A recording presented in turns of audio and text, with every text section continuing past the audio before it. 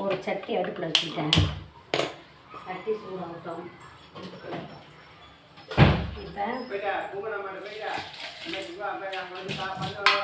இப்போ வந்து இதுக்கு சாம்பார் வெங்காயம் கொஞ்சம், பூண்டு, சாம்பார் வெங்காயமும் பூண்டும் போட்டு அரைச்சிக்க போகிறேன். இதை அரைச்சி எடுத்துகிட்டு வரேன். சட்டி சூடாகட்டும். அரைச்சி எடுத்துட்டேன். பூண்டு, சாம்பார் வெங்காயம். சட்டி இன்னும் சூடாகல. சட்டி சூடாயிடுச்சு. சட்டியில் வச்சா தான் நல்லாயிருக்கும். காரக்குழம்பு, மீன் குழம்பு, கருவாட்டு குழம்பு, சாம்பார் கூட சட்டியில் வச்சா நல்லாயிருக்கும்.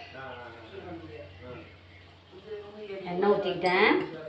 எண்ணெய் இப்போ சூடாகட்டும். எண்ணெய் சூடாயிடுச்சு. கடுகு போட்டுக்கிறேன். கடுகு போட்டுட்டு வெந்தயம்,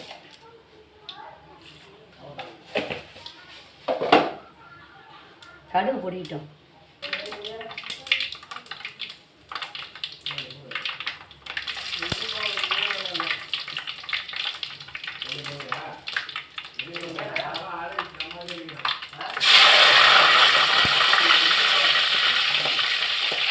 சாம்பார் வெங்காயம் முழுசு, கருவேப்பிலை,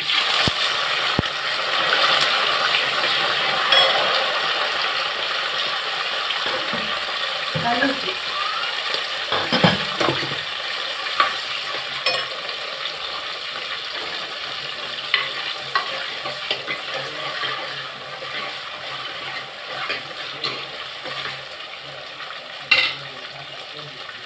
பாதி பூண்டு அரைச்சிக்கிட்டேன். பாதி பூண்டு இதில் போட்டுக்கிறேன்.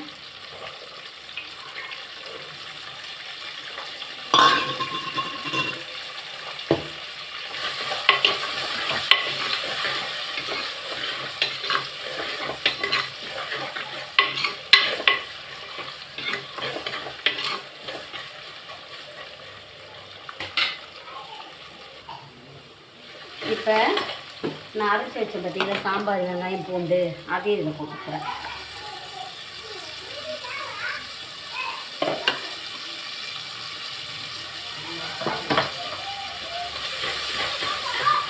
இந்த பூண்டு குழம்பு செம்ம டேஸ்ட்டாக இருக்கும்.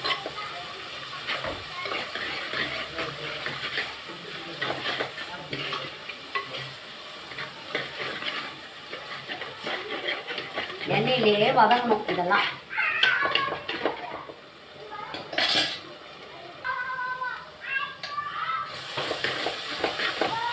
தக்காளி,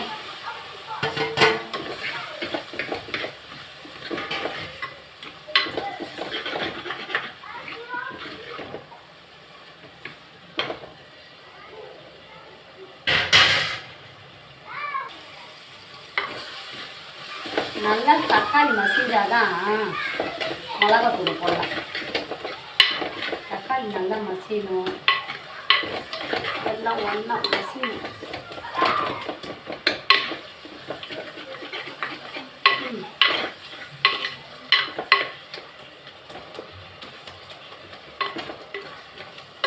அதுக்குள்ள புளியை கரைச்சி வைக்கப்பேன்.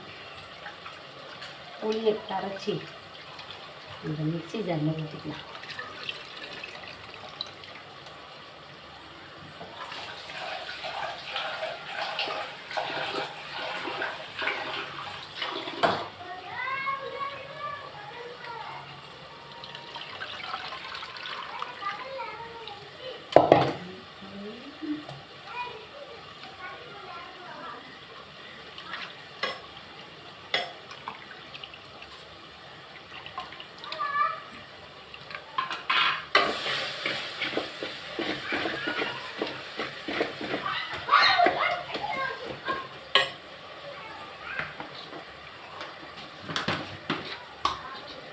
குழம்பு மிளகாத்தூள்,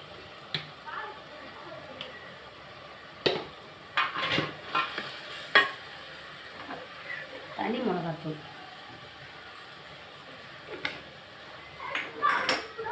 தனியாத்தூள்,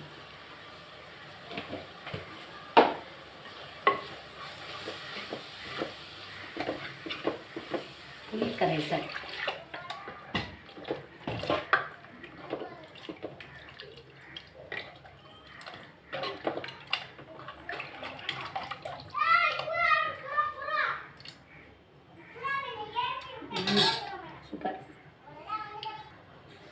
வாழைப்பூ செய்ய போகிறேன்.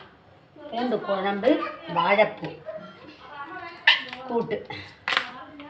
வாழைப்பூ வந்து தண்ணியில் போட்டுக்கிறேன்.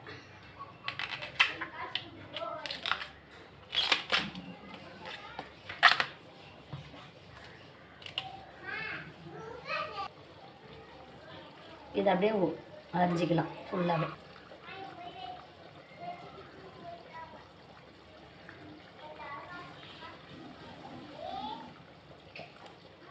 இதை அப்படியே அரிஞ்சிட வேண்டியது தான். இதை எடுத்துக்கிடணும்.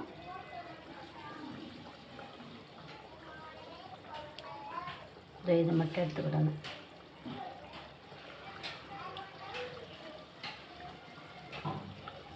இது மீதியெல்லாம் அப்படியே அரிஞ்சிட வேண்டியது தான்.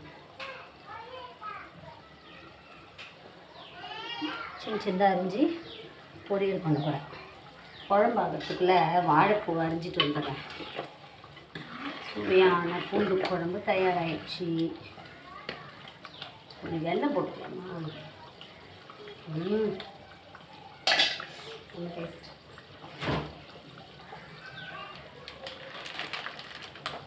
வெல்லம்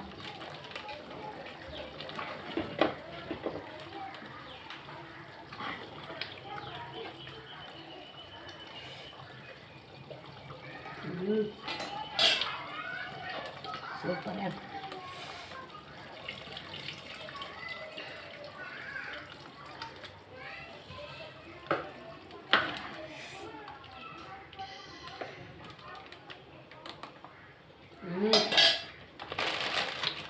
செம்ம டேஸ்ட். பூண்டு குழம்பு குழம்பு ஆயிடுச்சு. போதும். பூண்டு குழம்பு நல்லா வத்திடுச்சு. எண்ணெய் நல்லா பிரிஞ்சு வந்துருக்கு. சுவையான பூண்டு குழம்பு. பூண்டு குழம்பு எப்படி செய்யறதுன்றதை பார்த்தாச்சு.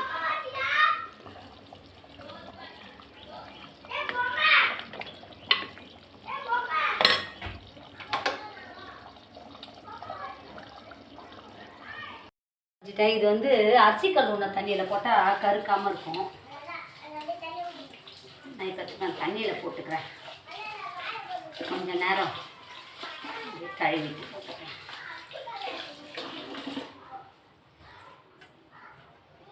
வாழைப்பூ வடை செய்யலாம், நல்லாயிருக்கும்.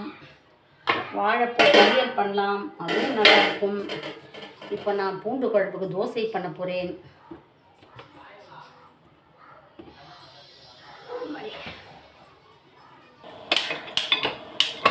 தோசை செய்ய போகிறேன். தோசை மாவு கலந்துருக்கேன்.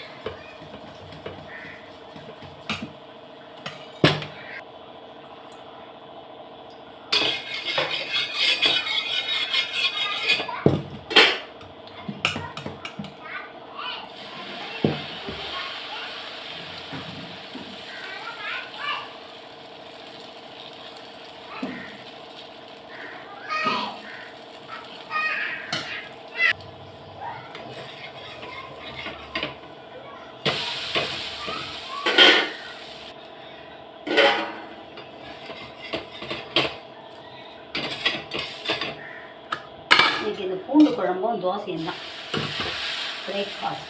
லஞ்சு பூண்டு குழம்பு, வாழைப்பூ தோசை, வாழைப்பூ பொரியல். இப்போ இந்த வாழைப்பூ செய்ய போகிறேன். வாழைப்பூ எப்படி அரியணுன்றது சொல்லியிருக்கேன். இப்போ அது செய்ய போகிறேன். அதுக்கு நான் என்ன பண்ண போகிறேன், ஃபஸ்ட்டு ஒரு குக்கர் எடுத்துக்கிறேன். ஈஸியாக சீக்கிரமாக செய்து முடிக்கிறதுக்கு ஒரு குக்கர் எடுத்துக்கிறேன். எடுத்துகிட்டு அதில் நான் வந்து சிறுபருப்பு கொஞ்சம் போட்டு வேக வச்சுருக்கிறேன். சிறுபருப்புன்னா அந்த பைத்தம்பருப்பை சொல்லும் பார்த்தீங்களா, அது போட்டு கொஞ்சம் வேக வச்சுக்கிறேன். ஃபஸ்ட்டு அதை மஞ்சத்தூள் போட்டு வேக வச்சுக்கலாம். கழுவிட்டு வரேன். கொஞ்சமாக மஞ்சத்தூள் போட்டு பைத்தம்பருப்பை வேக வச்சுக்கிறேன். இப்போ ஒரு குக்கரில் ஒரு 5-6 சவுண்டு விட்டு ஒன்றும் பாதியமாக வேக வச்சுக்கலாம். இல்லை குழையிற மாதிரி கூட நம்ம வேக வச்சுக்கிடலாம். அதுக்கு நடுவில் இதுக்கு வெங்காயமும் கட் பண்ணி வச்சுக்கிடலாம். சுவையான வாழைப்பூ செய்கிறது எப்படின்றத பார்ப்போம். இப்போ இந்த பருப்பு நல்லா ஒரு 5 விசில் வரட்டும். வெந்துட்டு பிறகு தாளிப்போம். வெந்துச்சு, பருப்பு வெந்துச்சு. நம்ம வாழைப்பூ எப்படி செய்யுதுன்னு பார்க்கலாமா?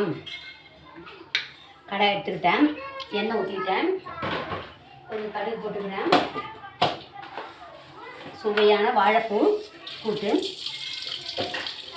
கடுகு பொடிட்டோம். அதுக்கு நல்லா ஒரு காஞ்ச மிளகா போட்டுக்கலாம் காரத்துக்கு. அதையும் போட்டு வாழைப்பூ கூட்டு போட்டு இப்போ கொஞ்சம் வெங்காயம்,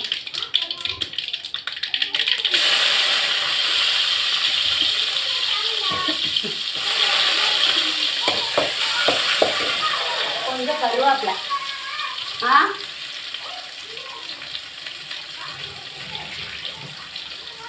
கருவேப்பிலை நான் இதில் சால்ட்டு தான் போட்டுக்கிறேன். சால்ட்டு அது நல்லா சால்ட்டு போட்டு வெங்காயத்தை வதக்கிடுவோம்.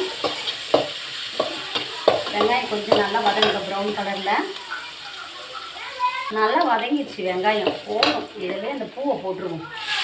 இன்னும் வேகணும்.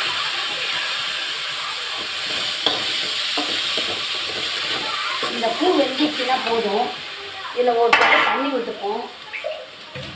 தண்ணி கொஞ்சம் விட்டுட்டு வெந்த பிறகு சீக்கிரமாக வெந்துடும் வாழைப்பூலாம்.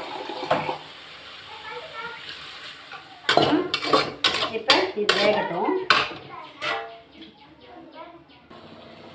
இதில் கொஞ்சம் பருப்பு போட்டுக்கலாம். அந்த வேக வச்ச பருப்பு அதையும் போட்டுக்கிட்டேன்னா இப்போ வாழைப்பூ கூட்டு தயாராகிடுச்சு. இது ரொம்ப டேஸ்ட்டாக இருக்கும். வத்த குழம்புக்கு, அதாவது பூண்டு குழம்புக்கு இதுதான் சைட் டிஷ். நம்ம கலர் வத்தல்லைனாலும் வறுத்துக்கிடலாம். சுவையான இது இந்த தண்ணி இந்த வத்துனாலே சரியாக இருக்கும்.